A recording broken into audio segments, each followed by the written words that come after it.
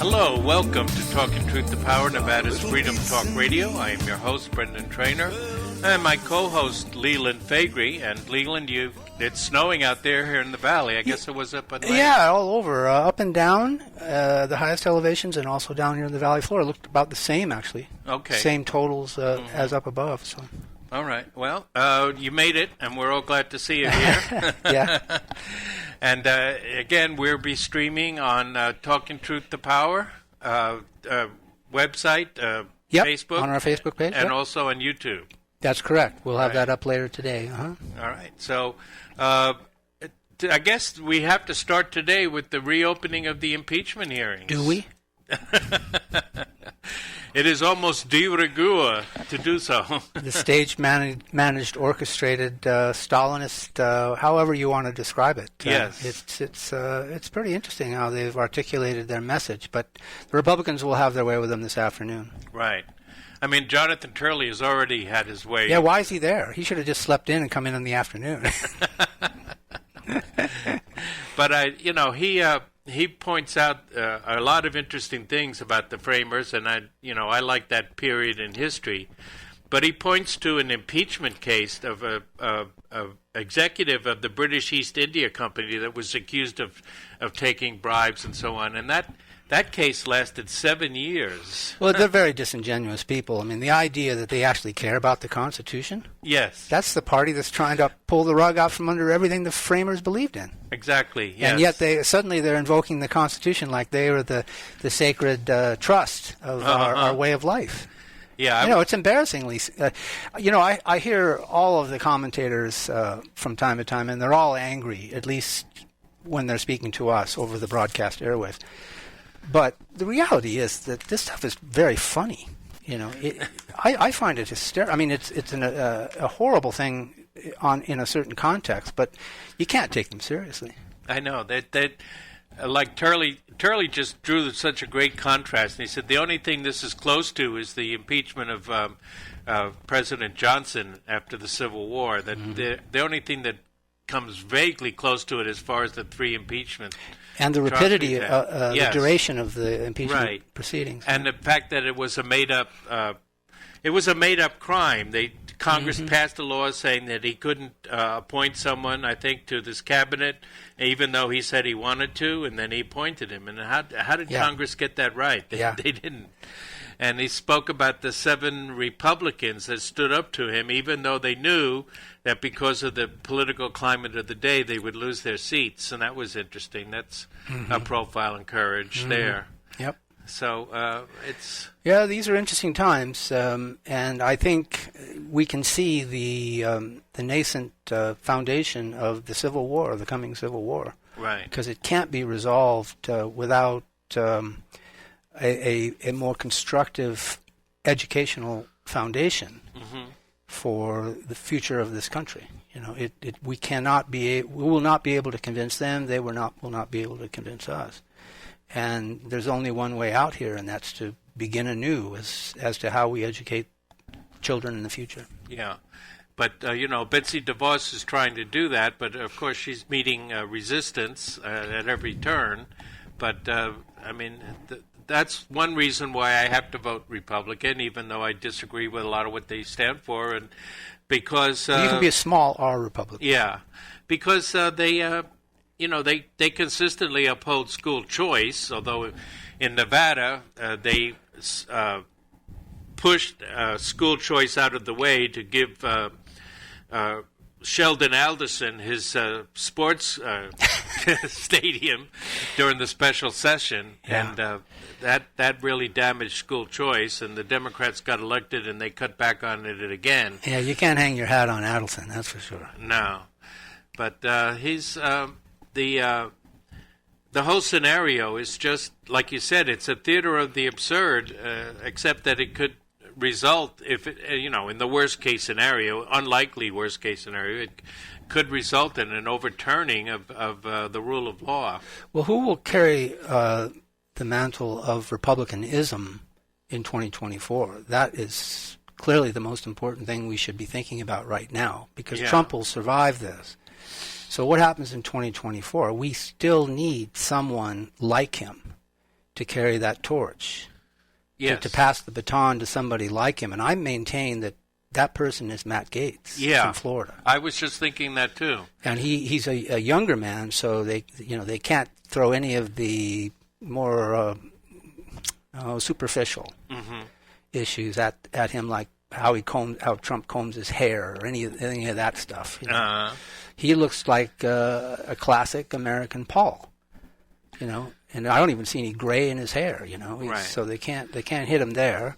So I just think he is the heir apparent to the Trump experience, the Trump episode. As far as that goes, but he's not necessarily the heir apparent to the office, because we have one Nikki Haley. She could be his running mate. I mean, I can see, she has, I think, come around. Certainly she's not pro-UN. She's had nothing good to say about the United Nations, and I like that about her. I'm sort of a convert to Nikki Haley. I was not interested in her at all from the outset, but she has clearly indicated her support for Trump. But she criticized the UN for the wrong reasons. Well, for a lot of the wrong reasons, but for some of the right reasons, actually. She was quick to pull us out of UNESCO. I mean, that was an objective from day one, and there were a lot of. All of these people have sort of inconsistent philosophical trends that were. Well, the inconsistency comes from two sources: one, Russia, and two, Israel. Yeah, that's the source of all the inconsistencies that we see. And of course, we fed, burped, and diapered Russia from the outset, and so it's our fault, and we're going to have to wean ourselves away from them if that's possible in the future. Okay. So we have in the next segment, don't go away, a friend of mine and a great patriot of this country. His name is Gary Richard Arnold. And he had quite an interesting exchange with the President of the United States in 1982. And Reagan told him to shut up. Oh. Shut up!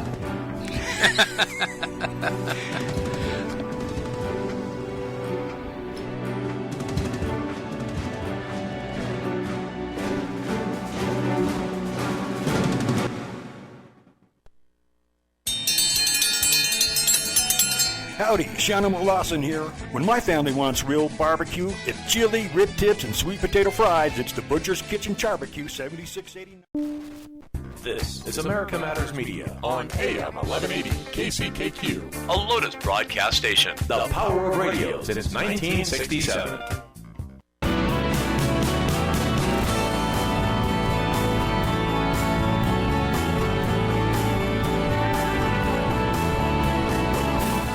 Unable to listen to the whole show? A recording of today's program will be available later today. Visit americamatters.us and click on the podcast link. Now, back to the show. From Washington, Crossfire. The hosts for Crossfire, on the left, Tom Braden. On the right, Pat Buchanan. In the Crossfire, Gary Arnold, the GOP congressional candidate President Reagan told to shut up. Good evening. He looks like Lenin and talks like Lincoln. That's the campaign slogan of our guest tonight, who achieved instant celebrity status this morning after having braced President Ronald Reagan yesterday right there in the East Room of the White House and winning from the president a rejoinder he had not used since this occasion in the campaign of 1980. Oh, shut up.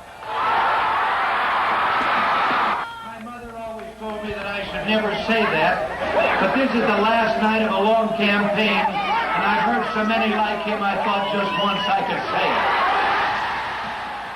it. So, that was the first time, so far as the record reveals, the first man whom Ronald Reagan publicly instructed to shut up. His name, alas, will go unrecorded in history. But the second man whom Ronald Reagan so instructed has become famous, as cable news network reporter Mark Walton here suggests. There's hardly a campaign manager or briefing book that would recommend it, but if it's instant notoriety you want, national newspaper exposure, your name plastered across the screen, one politician's apparently found a way. Somehow get the President of the United States to tell you to shut up. And you're on your way. At the very moment 41-year-old Gary Richard Arnold elicited that now famous scolding, he hit the publicity jackpot. Cameras chased him, papers pasted his picture front page, and he even got invited on the big TV shows like NBC's Today. And when this nationally unknown California Republican congressional candidate thereafter held his own news conference at the stately National Press Club Forum for Presidents and Kings, you had to pry your way in to hear what he had to say, which was basically the same as what he said the other day. Nobody that would say the things that he does would do the things that he's doing. There are two Ronald Reagans. I agree with the Ronald Reagan of what he says. I agree with 85, 90% of what he says, and I disagree with 85 or 90% of what he does. It's as simple as that.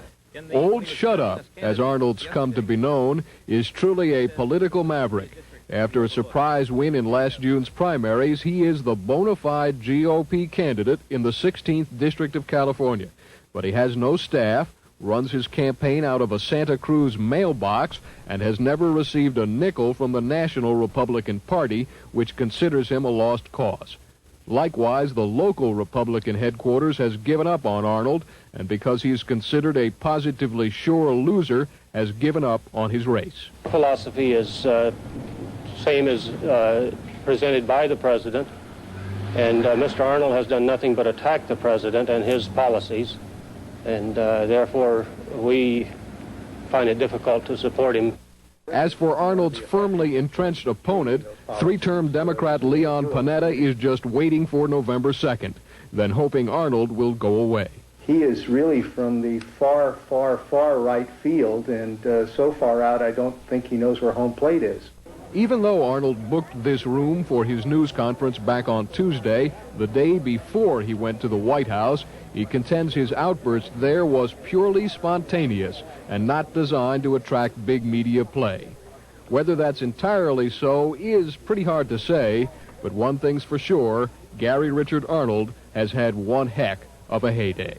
Mark Walton reporting for Crossfire. So we'd like to welcome you now to the very person, Gary Richard Arnold. Gary, how are you doing today?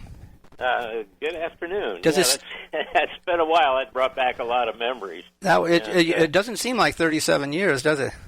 Well, what's interesting is, within a 12-hour period, I was referred to as Old Shut Up at the age of 42. Yeah, so, yeah. This is ancient Gary Richard Arnold today, 35 years later. Yeah, I never liked CNN. They said you didn't have any staff, but you're you were there. I was there. So they just didn't show up. They weren't doing their homework in those days either. Oh, yeah. No, it was a lie. And, unfortunately, most people out there, Reagan is put up as the icon for conservatives. And, he was so, he swayed so many people. He's so handsome and he talks so sincerely. And, boy, he would give you goosebumps talking about freedom. Yeah. But we had already had 2 terms of governor. Well, General Electric had put him on the lecture circuit to prepare him for the presidency, and that's how that was his foundation and preparation for the executive branch. Now, on that particular day, that was the 7th of October of 1982, you rose out of your seat. Now, effectively, that was sold as an exchange between yourself and the President of the United States, but when you arrived there, with another great patriot, Tony Hilder, who was able to go back to D.C. with you, you were immediately pulled down by the gentleman who was next to you, right? As you rose, it's interesting. All the people that had won, their primaries were invited to the White House as a way to meet some of the council members and some of the lobbyists and that type of stuff. I still have that original letter. But you would suggest that the experience was more like a dog and pony show, was it not? Oh yeah, it was. He used the event to hold a press conference And he was talking about all his great accomplishments, like cutting the taxes. He just twisted the arms of all the Republicans, and actually he made a threat to the people that were attending that if they didn't support his tax increase, that they would be cut off from the Republican National Committee. Which was the Social Security payroll tax hike at the time. So he took credit for the marginal tax cuts, but he just increased everyone's tax liability with the payroll tax.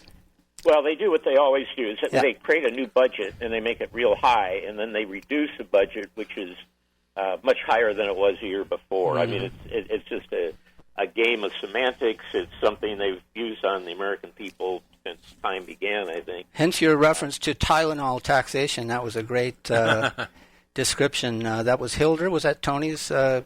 No, he was brilliant. He was a word weaver. He came from the Hollywood area. He was a protege of Myron Faegre.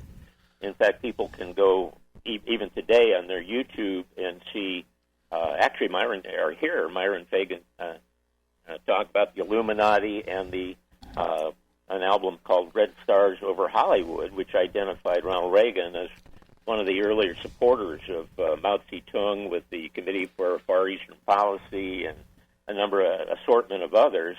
And Reagan was deep state. Oh yeah, sure he was. His wife, in fact, was starred next to James Whitmore. James Whitmore was Skull and Bones, and it was produced by Dory Sherry, who was the head of the ADL, and Nancy, his wife, was starred right across from that. Now, go ahead. Similar to Obama, where Obama has Austin Goolsbee, a member of Skull and Bones, as his director or finance. He was the controller for Obama when he ran for the United States Senate. So all of this was, coordinated. Well, Ronald Reagan's coordinator is somebody if they're into history and deep state, is Cord Meyer, which they should really know because he's been involved with. He was JFK's squeeze. She was murdered in JFK had a squeeze, but they were. Go ahead. But Cord Meyer was involved in all kinds of things. In fact, he founded the United World Federalists, of which Ronald Reagan he was a member on their letterhead for 13 years. Mm-hmm. Now, going back to that Crossfire interview, because they scooped you up in the course of that day, did they not? That's how you appeared that afternoon? Yes, that was the evening. We did Good Morning America. Mm-hmm. I even had White House invitation from John Roosevelt, who used to work for the John Birch Society. Member of the House of Representatives from California at the time, was he not? Yeah. Well, no, at that time he was out of that. He was working for the White House. Ah, okay. And he invited me. It was like The Godfather. I went in there and he says, he didn't say anything about what I had said. He says, "What do you need to win in your district?" Right? Yes, I remember you shared that conversation. Like, what will it take to shut you up? Right, yeah.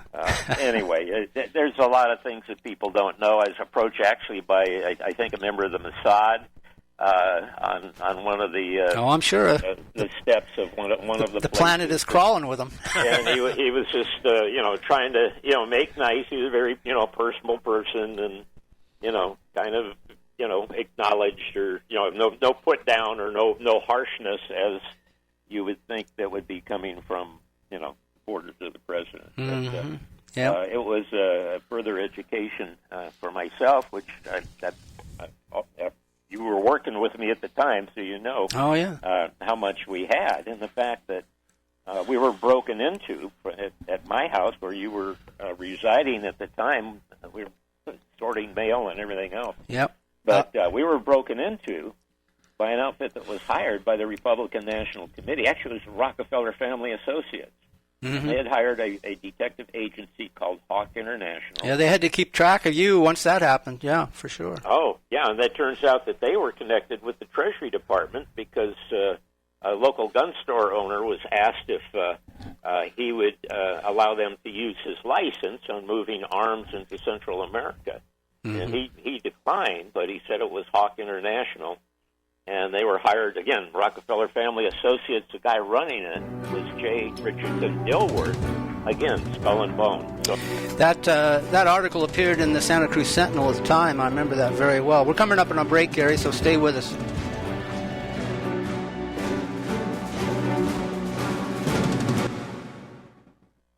Hi everybody, this is Sharon Oren and I'm here for Coffee with Sharon, the newest, hottest radio show. You're invited to join Business Connections with Anita every Wednesday from 10 to 11 a.m. here on 1180 a.m. KCKQ America Matters.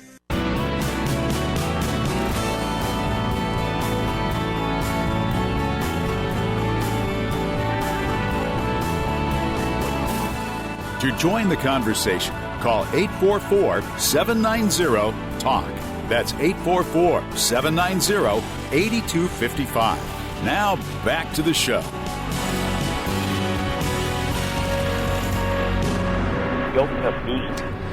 Welcome back to Talking Truth to Power. I'm here with Brendan Trainor, and we have Gary Richard Arnold with us today. And Gary, the question I wanted to ask you about at the time was immediately following the exchange with Reagan, and I remember it wasn't your reference to the defense relationship with Taiwan, and it wasn't taxation that brought Reagan to the point of telling you to shut up.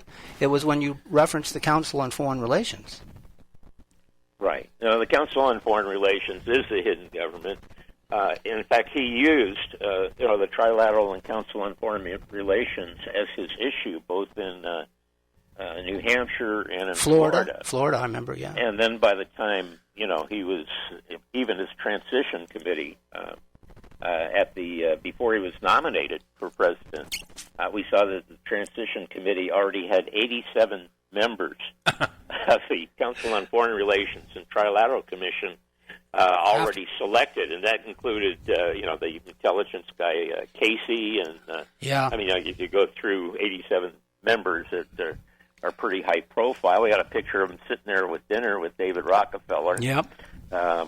We've got Dr. Armand Hammer, the son of the founder of the American Communist Party, providing a $1,000 a plate dinner in Century City for Ronald Reagan. Yep. We can go on and on.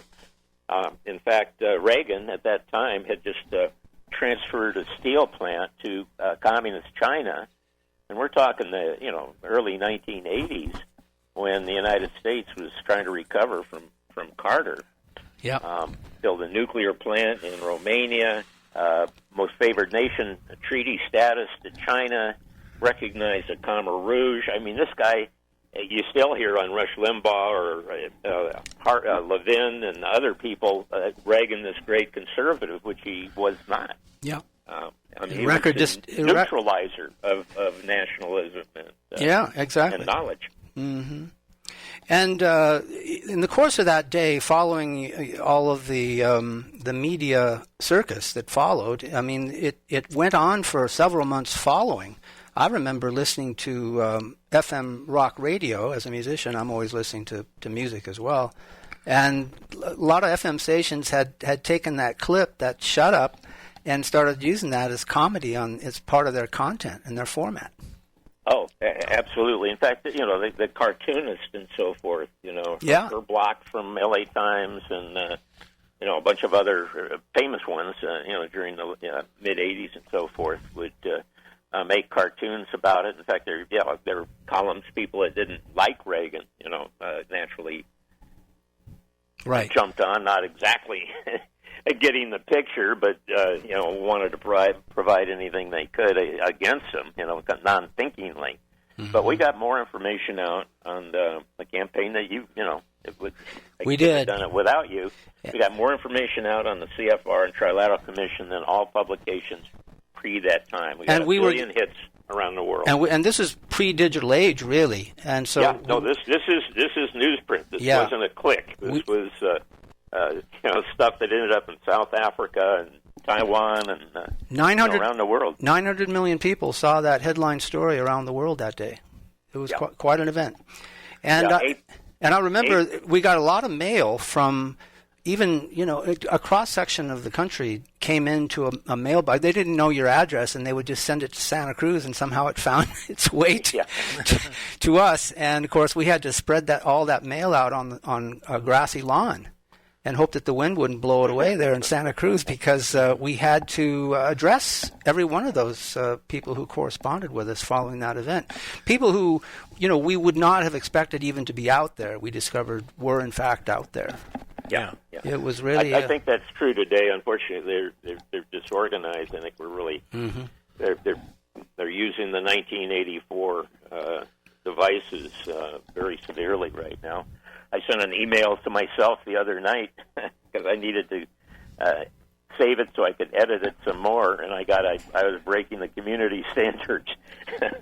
So even an email to myself where I was quoting from Wikipedia broke the community standards. So, and Gary, we were watching the the impeachment hearing today, and at least one of the witnesses for the Democrats, Noah Feldman, he's associated with the Council on Foreign Relations. I don't know whether you knew that, but he's an adjunct associate or something like that. Mm-hmm. Yeah. You don't see his name in the regular membership roster, but he's associated with the Council on Foreign Relations in some premier way, right under Richard Haas or something like that, Well, I think you'll find an article under my news-expose about Eric Schmidt, and I refer to him as Lenthea Beria, the secret police person. But just about right. He's had an open marriage for years, but one of his girlfriends is the editor for Foreign Affairs, which is the Council on Foreign Relations. Oh, okay. So, these guys are all tight and working together, and these local neighborhood groups that are replacing Neighborhood Watch. One is it's called Next Door.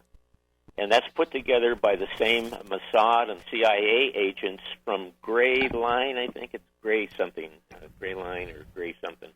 But it's all the same folks, and people are, letting their neighbors know about their Christmas parties or their kid's birthday or whatever. And all this information is being sucked up by the intelligence agencies. And you mentioned Foreign Affairs. For the benefit of our listeners, that's the quarterly periodical of the Council on Foreign Relations. So if you want to get into the weeds of the internationalist mind, that's the publication you need to subscribe to. They'll be happy to have you on their list. Yeah, no, that is important. I forget so much that most people, we say a word and we can move right along, but the Council on Foreign Relations was formed after the United States Senate would not endorse the League of Nations. Mm-hmm. And a couple of the brothers there were the Dulles brothers, Alan Dulles and John Foster Dulles. Yeah, I was just thinking of them. They're really the instigators of the Cold War, in fact, yeah. And you can also see how the churches were used. John Foster Dulles was the World Council of the Churches, later the National Council of Churches. And today we have the so-called purpose-driven churches. There's supposed to be 17,000 members or parishes or churches belonging to it. It's run by Rick Warren, who's a member of the Council on Foreign Relations. So even the so-called, conservative fundamentalist Republicans have no idea how they're being led down the garden path. Yeah, you can't have control without institutional religion backing you up. I don't think there's ever been an example of human history where that wasn't the case. So following that 72-hour media imbroglio, you went. Didn't you end up going to Texas in the aftermath of that event? And Anthony Hilder, he died this year, but last February, and he was really brilliant and smart, and took advantage of the media. Yeah, he was. We had a one-stop flight back to Los Angeles. He says, Gary, put all your stuff in the overheads. We put the stuff in the overheads. We land in Dallas for the one stop, and he feigns an illness. So we grab our bags and get out in Texas. And we had a room in a hotel set for a press conference. So we drive out to the hotel, and the person behind the desk says, "Oh, we don't have a suite for you, but we have the room you got, right?" And so we walked over to where the suite was, and it said Secret Service right on the door.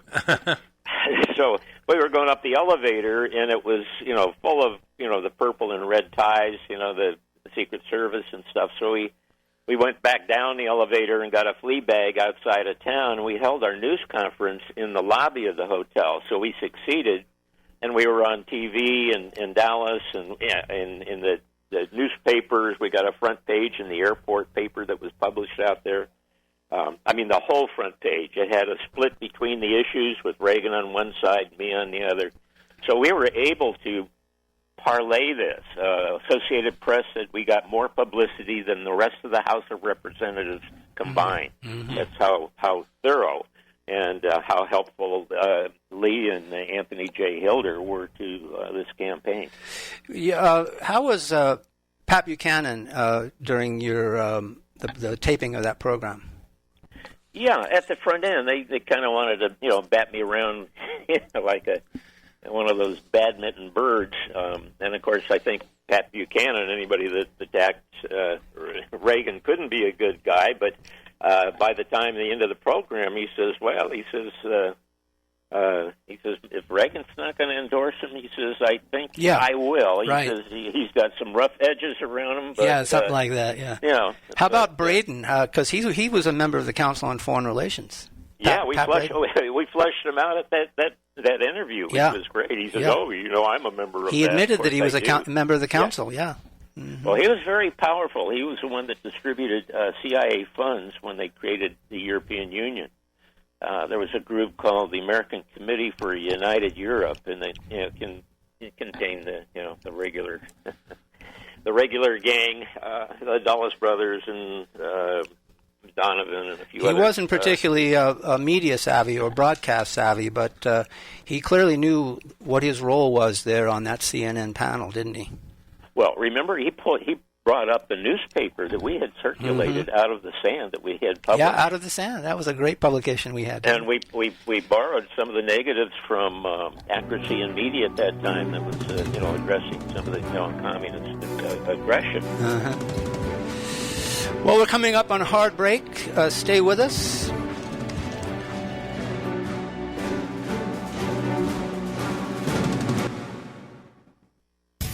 Ready for a live game of Clue? For nearly 30 years, Fun Time Theater has held private and monthly dinner murder mysteries. Each night is different, and each of This is America Matters Media on AM 1180 KCKQ, a Lotus broadcast station. The power of radio since 1967.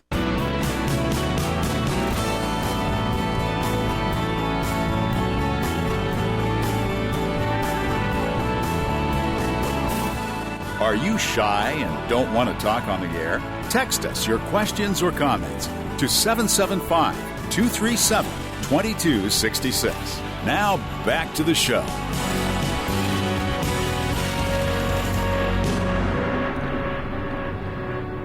And we're back with Gary Richard Arnold here on Talking Truth to Power, heard around the world. We are... I guess we're going to transition in a lot of our pre-show prep, aren't we? Yeah. But we did want to talk about Kamala Harris and then maybe to a more in-depth state of the political picture in California, since we're both here in Nevada now. What was your take on Kamala Harris's leaving us yesterday? Well, they've got so many cartridges in their bandolier, it doesn't make too much difference which one they're going to hit us with. But she's a very interesting case, and she was actually, you can go back to Jim Jones' days, the Kool-Aid fellow that used to have a rent-a-mob. He had a church in San Francisco. 1979, yeah. And he had a trail of children that he provided to the Bohemian Grove and the San Francisco elite, and for the purpose in Sacramento of compromising and blackmailing different people. Willie Brown is pictured frequently with Jim Jones. Willie Brown, Kamala Harris was Willie Brown's squeeze. Right. He's about 30 or 35 years older. He mentored her. Yeah, and she is one of them. She had a lot Willie to learn. Brown, in a United Press release, said that all cities and counties should be run from Sacramento. But what they've done is they've set up a parallel government, and you're familiar with it in different names. They're COGS, Councils of Government. It's Agenda 21. And they can knock out all the elected people at the snap of a finger, or the bombing of, it could be a race riot, a bomb, whatever fake or real thing they want to do. They are set up and well-funded, and I encourage people to attend those particular meetings just to see what's going on. There is a movement that's been going on for a couple of years called Pacifica. They want a separate communist nation, a green one with no constitution and no fossil fuels, and it's going to be called Pacifica. And you can find that on my website. It's Washington, Oregon, Western Nevada, and California. And they're working on that, somewhat like some of the patriots. I haven't checked into the patriotic attempt to make California a constitutional republic, but sometimes I notice that things sound good and they're not, and I don't know enough to criticize it or warn people about it, except everybody needs to be alert all the time as to what's going on. But Leon Panetta has the most powerful lobby in the West. Leon Panetta was a communist collaborator. He sent military and policy information to Hugh DeLacy. The courthouse steps has two plaques in honor of Hugh DeLacy, belong to Silvermaster, Perlow, Ware, the Santa Cruz courthouse. Is that what That's right. Yeah. Yeah, I saw those myself there, yeah. And, of course, Obama, again with his Austin Goolsbee skull and bones and all that stuff, appointed Leon Panetta to head the CIA and the Department of Defense. He was also the chief of staff under Bill Clinton, and his right-hand man was John Podesta, for you people out there following Pizzagate. Yeah. So, and it was Leon Panetta was the first one that got into Lewinsky. She was a daughter of a California couple donor. But he's thick as flies and all this. He's got his own Panetta Institute, which is similar to the Clinton Foundation, or, a lot of these other deals out here. But it's heavy Chinese influence in Hollywood, Silicon Valley, Leon Panetta, the underground communists, and the secret societies. While you were off across the country following that incident, I had occasion to sit in for you at the junior college there in Salinas, and none other than Leon Panetta, the congressman from the district, the 16th congressional district there, was my opponent in that debate. And it was quite interesting because he comes off as a very nice gentleman. Yeah, no, it's that Shakespeare quote at the front of one of his plays, smile and still be a villain. And, he's mastered that, yeah. And he looks like the guy that played Peter Sellers. He looks like Peter Sellers with a smile. So, I mean, how harmless can, Peter Sellers look? Right. He looks very sad. He looks very sad to me, like he has the weight of the world on him, He's, like one of those puppy dogs with the wrinkles, Well, I would have to say that an evaluation of that little exchange at Salinas Junior College there was that he was considered rather boring by the student body, and I was the interesting one, and I had all the answers, and so it went very, very well, even though you weren't there, Gary. Well, very good. Well, one of the things I think Robert Welch did a terrific job of, and the Birch Society always kept arm's length with it, was his book called The Politician, which was started off as a letter, and he was attacked like crazy for it. But when you go through that book now, it's a free download. I encourage people to read it. You'll understand how politics works. It's never been about bumper stickers or lawn signs. It's always been an intelligence operation. Sure. And looking or understanding the politician will give you the formula so that you can address and approach what's going on today, in the past, and what's coming in the future. I met Robert Welch at the council dinner in San Francisco with you back in '83. I think it was just early in 1983. I remember that event. It was quite extraordinary, and he was excoriated because of that book, and so was the organization.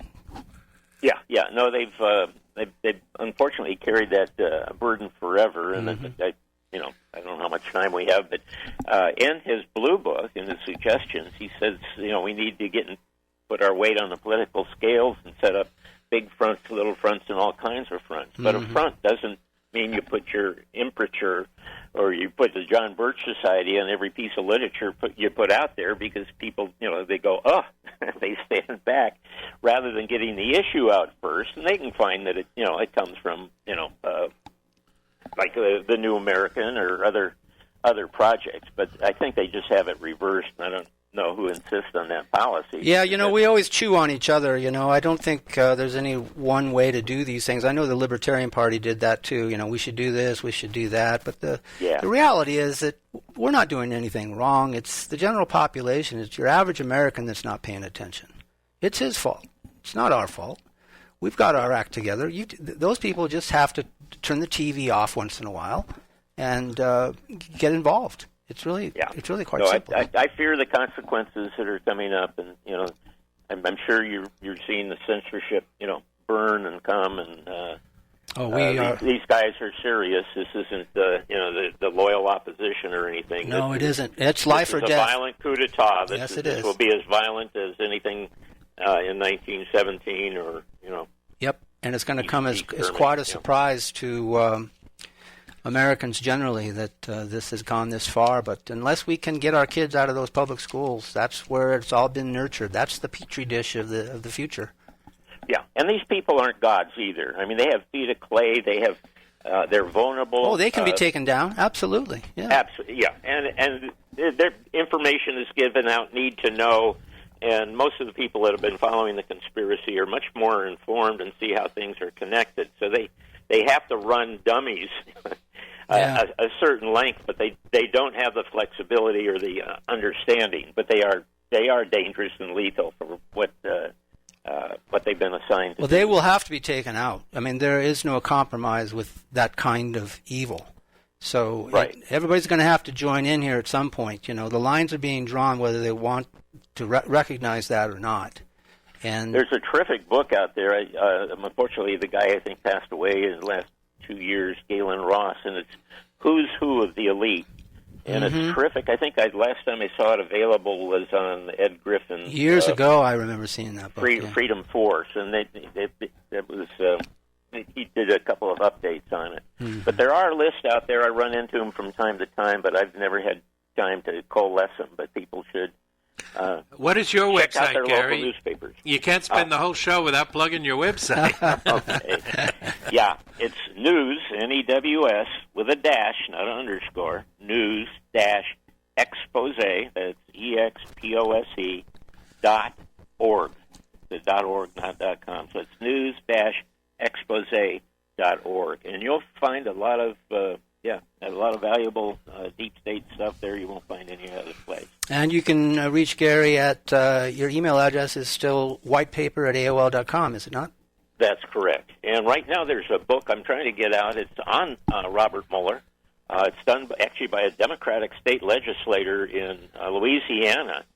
But Mueller goes back. I'll just run off the table of contents if we have that much time. But he's connected with Whitey Bulger Gang, he is. Pan Am 103, BCCI, Ruby Ridge, 9/11, the Anthrax, weapons of mass destruction, the surveillance state, wherever they needed the war him. on Trump. But he was wherever they needed him to cover up or entangle or whatever the desired effect was. But he's such an honorable man. Yeah. They keep telling us. They pulled him out of the old folks' home and put his brand on the Mueller report. But that's all he was doing. He was just showing up and drinking coffee, apparently, because he didn't know anything about that Mueller report.